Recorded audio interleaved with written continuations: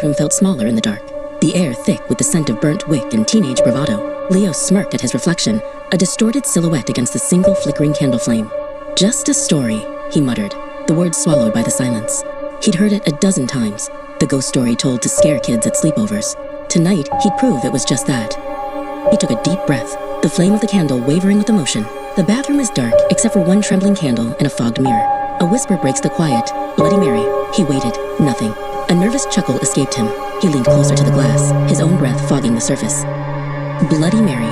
The second whisper was louder, more defiant. The light shivers. At first, there is only breath on glass. Then a print blooms where no hand pressed. A small, childlike handprint, appearing slowly from the inside of the mirror, as if pressing against a thin veil separating two worlds. Leo froze, his smirk gone. His heart hammered against his ribs. He had to finish it.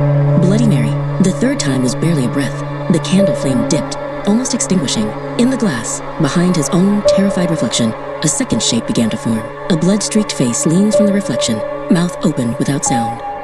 The candle gutters as nails scrape at the other side of the glass. The sound was real, sharp, like claws on slate. It came from inside the mirror. Her eyes, two pits of blackness, locked onto his. The reflection was no longer just an image, it was a presence, pushing against the fragile barrier of the silvered glass. Some legends say she scars your cheeks, others say she drags you inward. Leo couldn't move, the face in the mirror contorted, its silent scream turning into a twisted, hungry grin. A long, thin crack spiderwebbed across the glass, originating from where her nails scraped. The air grew impossibly cold. The scraping stopped. A single, bloody fingertip pushed through the crack in the mirror, emerging into the bathroom. It was cold, unnaturally so.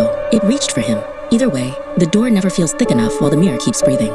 Leo finally found his voice and screamed. The scream was cut short, then silence. Hours later, the sun rose, casting a single, indifferent beam of light into the small bathroom. The candle was a melted pool of wax. The mirror was shattered. On the largest remaining piece of glass, two handprints were visible. One, large and smeared with blood, was pressed over another, much smaller one. The room was empty,